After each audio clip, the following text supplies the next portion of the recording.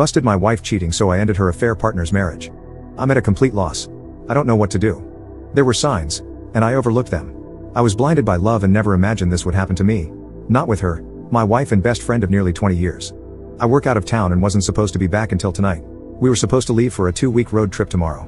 Things were slow at work, so I came home yesterday afternoon. This trip was to give us a little alone time since we've been so busy with family and friends this summer. When I got home, there was a truck in my driveway that I didn't recognize.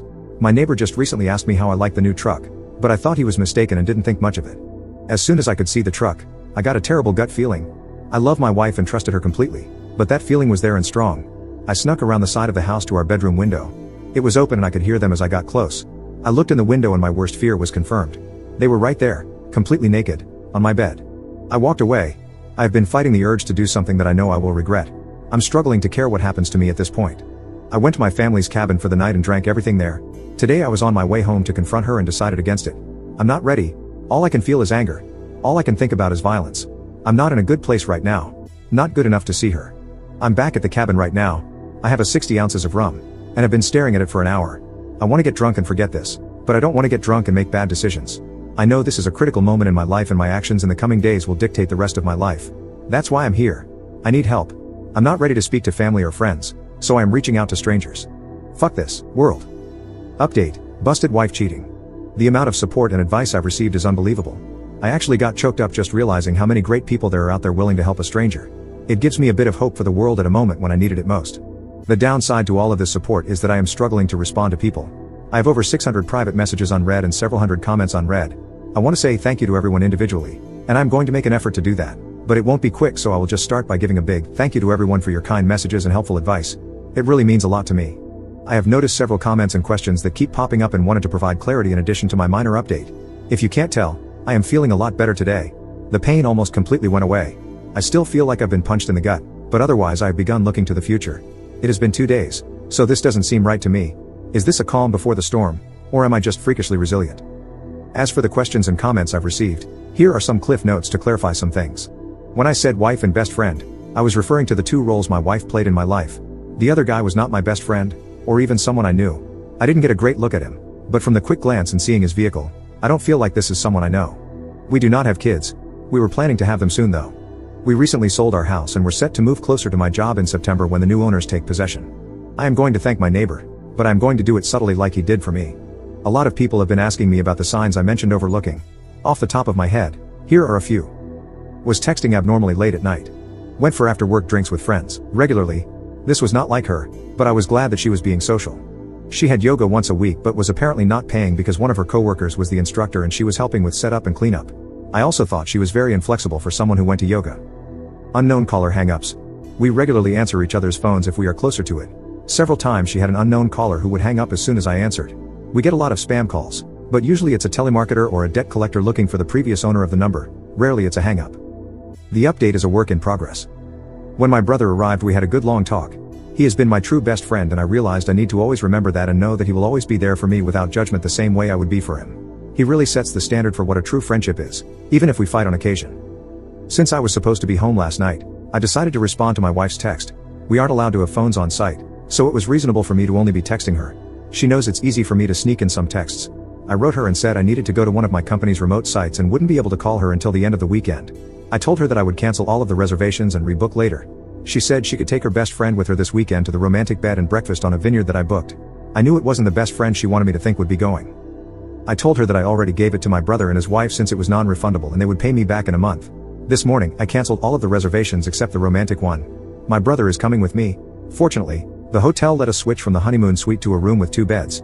There also happens to be a really nice lake and boat rentals nearby, so this just turned into a long overdue fishing trip with my brother. This means I am free for the weekend. I don't have to write her or talk to her for a few days, so that relieves some stress and gives me more time to think. I am currently in the mindset to get a divorce. I honestly can't see it any other way. My brother is supportive of this, but has asked me to take a few weeks and speak to someone. His wife has a friend who is a couples counselor and is willing to talk to me on Monday. I don't see it changing my mind, but at least it might help untangle some of this mess for me. I am also taking a bunch of the advice on here and starting to speak to lawyers, at the very least to prepare for what I think is inevitable. I want to do this right. I've never thought of her as someone who would try to screw me over, but I also never expected her to cheat, so I think I need to be prepared for anything. Thanks again everyone. I'm going to try to enjoy my weekend as much as possible. Update 2. Busted my wife cheating. A lot has happened in the past few days. I'll start with the less important stuff. My brother, Matt, and I drove nearly 5 hours to the B&B on the Vineyard. I really appreciate him being there for me through this. It was more of a venting session than anything, but it really helped clear my head. After spending the better part of the drive whining to him, I just wanted a little alone time while he wanted to go out for dinner. I stayed in the room and he went out to eat and took me back some food. He also managed to rent a boat for the next day. On Saturday we hit the water. The owner of the B&B knew about our plans for fishing and was nice enough to pack us a small cooler of food and drinks. It was their way of making the romantic package more useful for two brothers. It was a nice gesture. Fishing wasn't good. We both caught a couple of trout that we had to release due to their size, so the snacks from the B&B worked out great. We stopped fishing at mid-afternoon and then drove around to all of the vineyards and fruit stands buying food and cases of wine for Matt's wife Jen. That night we went for the biggest tomahawk steak we could find. On Sunday we drove back to Matt's place. He lives in the next town over from me, which is about an hour away from my place. When we arrived, Jen was there and we all sat and cracked a bottle of white we had chilling in the cooler. This is when the weekend officially ended for me. Jen told me that while we were away that she decided to go spy on my wife. She told me that the guy was at my place on Friday night all night, but on Saturday morning she managed to get there just as he was leaving. She followed him home and found the apartment where he lived. My wife stayed over there on Saturday night. The same time she was sending me text messages saying she loves me and misses me. Jen said that she was splitting her time between visiting family who live in my town and stalking my wife. She said that she happened to catch my wife leaving his apartment on Sunday morning and took a few pics of them hugging and kissing before she got into her car. I don't want to see them. That pretty much sealed the deal for me. I don't think I could ever trust her again if she can turn it on and off so easily to tell me she loves me while being with a different guy. Still, I decided that I am not going to jump to a knee-jerk reaction based on emotions. I need to remain calm and level. That's when Jen told me that Sharon was coming over for dinner. Sharon is the counselor that Jen set me up with an appointment for. To clarify, she has never met my wife and this was my first time meeting her as well. Sharon was a very nice person and we got along great. After dinner, Sharon and I went for a walk around Matt's neighborhood to walk the dogs and have a bit of a private conversation. Sharon was really helpful in the fact that she was a great listener and made me feel like I didn't need to be guarded. It was therapeutic to be that free with describing my feelings. As much as I am comfortable with my brother, this was just different and very needed. It's the same reason why I like writing this on Reddit. It's a vent session that helps me untangle some of the mess in my head. Our walk lasted an hour and the only real advice that Sharon gave me was to not delay the conversation with my wife. She said that the longer I wait, the harder it will become to talk to her about this. She said I need clarity more than anything at this point, and my wife is the only person that can give that to me. Later that night Jen and Matt offered me to stay with them for as long as necessary. I know that Matt and I have an expiry period for being in close quarters with each other, so I spoke to my boss who was able to set me up in company housing. I've been staying there every second week for a while, but have to leave on days off. He managed to make it work for me to stay full-time for a few months if I needed. I decided to rebook with Sharon for later this week. I figured our walk sufficed for the first session. She agreed. I spent the night on Sunday just laying in bed thinking about how to approach this. I struggled with this because even the imaginary scenario in my head was making me angry or sad. I decided I would just wing it. I'm usually good under pressure. Yesterday I woke up and said my goodbyes to Matt and Jen. I drove towards home and was thinking what if he was there when I arrived. Then I thought that it would likely just put me back in the angry spot I was a few days ago. I decided to do a drive-by first. Neither his truck or my wife's car were there. I went inside and grabbed a bunch of essentials and things I don't want to part with. Mainly just some photos and old family heirlooms. I got them all packed up in my truck and then headed over to the guy's apartment. Her car wasn't there either, but his truck was. I decided to write her to see where she was. She said she was getting groceries. I trust her so little right now that I drove by the grocery store and actually confirmed she was there. I feel so dirty admitting that I did that, but my trust is broken and it's the only way I can be certain of anything. I wrote her again and told her to just come home because we need to talk. She wrote back, "What's wrong?" I just responded and said she needs to be ready to be honest, and then turned my phone off. She got home 15 minutes later. When she came in, she came over to give me a hug and kiss like she does every time. I turned away from her. She asked me again what was wrong, so I told her that she needs to start being honest with me. She played dumb and said she had no idea what I was talking about. I said, "Okay, if you can't be honest then I am leaving." She started panicking at this point and said, "Are you talking about yoga?" I figured it was a start. I asked her what she was talking about, and she told me that she hadn't been going to yoga. Here's a bit of a breakdown of the rest of the conversation. Me, if you weren't going to yoga, then where were you going? Her, I was taking walks to relax because I've been so stressed lately. Me, why were you so stressed? And why did you lie to me about what you were doing? Her, preparing for the move has been stressing me out, and I just didn't know how to tell you. Me, so lying was the decision you made? What was your concern with telling me that you were going for a walk to de-stress? Her, I didn't mean to lie. I was worried that my stress would add to your stress. Me, but I'm not stressed. It really seems like you are not telling me everything.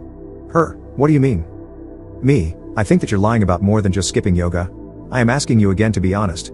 You've already lied to me, so this can't work if you keep lying. Her, I don't know what else to say. Oh, Are you talking about last weekend when I went for drinks with some friends and came home late? I had a feeling that bothered you. I had no clue that she went for drinks, or was out late. I was at work a couple hours away. Me, is that what you actually did that night, or was that a lie as well? Her, I went for drinks that night, but I didn't see her best friend who she supposedly was with that night. Me, who did you see? Her, no one. I just drank alone. Me, you drink alone now? Her, yeah, maybe I have a problem. Me, maybe, we'll talk about that later. Last chance, be honest or I'm leaving. Her, I don't know what else to say. Me, okay, I'm leaving. At this point I got up and left. Usually when we have an argument I go for a drive to get away from her. She probably thought this was the same. Then she realized I took my clothes and toiletries, as well as the Xbox. That's when she began blowing up my phone. I told her that I gave her a chance to be honest and she didn't, so there's nothing left to say. She begged and pleaded with me to come home to talk about this in person. She said she had no idea why I was so upset or what I think she did. She repeated that she loved me and would never hurt me. Just hearing her say that really tore a new hole in my chest. It was always comforting words that I believed without question. Now it's a dull, jagged knife sawing through my heart in the most devastating way. I couldn't handle it, so I hung up. She called back about 40 times before I was ready to answer again. This time she said, "Did you talk to Karen, her best friend?" I asked why, and she said, "Come home. I don't want to say this over the phone." I agreed and drove around a little longer to get my heart rate back down. Then I went home. That conversation went like this. Her, I assume you spoke to Karen? Me, her, well, a few weeks ago while you were at work we went for drinks. A couple of guys started buying us drinks, so we just played along. When we were leaving, one of the guys tried to kiss me. I pulled away immediately and told him I was married. I felt so bad about it and wanted to tell you, but I'm an idiot and just decided to hide it from you. Karen hooked up with the other guy and gave his friend my number without asking me. He has texted me a few times since, but I have never written him back. Me, can I see your phone? Her, yes. She showed me her phone, which was completely empty of texts except for myself and her mother. She never deletes her texts, so this was new. I looked at her photos, which was also clean, but then I checked the deleted photos and found one of a guy I didn't recognize. Me, who is this? Her, that's the guy who tried to kiss me. Me, why did you take a picture of him? Her, I was just being stupid. Me, that's not a reason. Why did you take a picture of him? Her, I don't know. Me, is that everything you want to tell me, or is there more? Her, that's all I can think of. Once again, I left. I didn't want to be trickle-truthed. I got in my truck and drove away. She ran outside trying to stop me, but I was already out of reach. I went to the park nearby and just sat on my tailgate and ate my lunch trying to figure out what to do next. While there I began remembering other things that I should have been more aware of. Things like, I was working a weekend shift and was in bed early. My wife went out to the club with a few of her girlfriends. I woke up at 4 a.m. and she still wasn't home. I called her a few times, but there was no answer. About 30 minutes later she called me back and asked if I would come and get her. When I picked her up, she told me that they were trying to hail a taxi but had no luck. A couple of guys that her friend knew stopped and offered them a ride, but wanted to stop at home first. When they got to the guy's house, her married friend went into room with one of the guys. My wife said she spent some time looking for her but then eventually gave up and just had a drink in the kitchen with the roommates while she waited. She claims she didn't hear her phone when I tried calling. We fought about this, and she was disgusted by her friend's actions, so she cut that friend out of her life. I thought that was over. Another time she traveled to visit a close friend in a different city. It was a planned girls' night. There were 4 girls all getting drunk and watching movies in their PJs. At least that's what I was told. Then she called me around 1 a.m. to say goodnight. We spoke for about 20 minutes and she repeatedly told me that they were having a great girls' night. Then I heard a guy's voice in the background. I asked who it was, and she denied hearing anything at first. Then it happened again, loudly. She couldn't deny it, so she was like, "Oh yeah, X took a couple of guys with her. Everyone here is super pissed about it. She was drunk and 3 hours away. She left me no choice but to trust her." Again, we fought about that and why she refused to tell me they were there. She promised never to put herself in that type of situation again. Clearly that didn't stick. After remembering all of those things, and the conversations we had about them, I was ready to give this one last shot. I turned my phone back on and almost immediately it rang. I answered and she was screaming for me to come home. I drove back to the house. I walked inside and was immediately confronted by her bawling her eyes out. She was sitting on the couch repeating, "I'm so sorry. I'm so sorry." I asked her sorry for what? She began rocking back and forth like a crazy person. It took her a good 5 minutes to catch her breath enough to speak. Her, I lied about the guy who tried to kiss me. Me, okay, tell me what happened. Her, the 4 of us actually went back to his place that night. We fooled around. I knew it was more than that, but just hearing her say it made me feel dizzy. It felt like the room was getting smaller and there were a million people speaking into my ears at the same time. I think I was having a panic attack. I went to the bathroom and washed my face in cold water until things returned to normal. Me, what did you do? Her, do you want me to actually tell you? Me, yes. Her, he fingered me and I gave him a blowjob. Me, was that it? Her, yes. Me, I'm not playing this game any longer. You either tell me everything right now, or this will be the last time we speak. She began bawling again and took another few minutes before she was able to speak her. We met up again and had sex. I'm so sorry.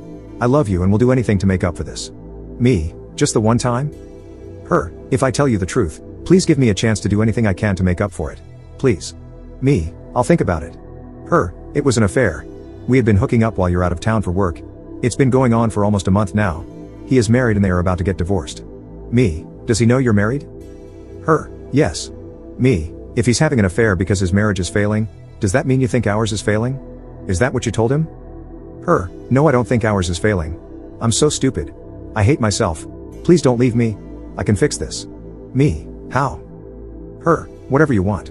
Me, if you were in my shoes, or even his wife's shoes, what would fix this for you? Her, knowing the truth. Being able to trust you to mean what you are saying. You can trust me.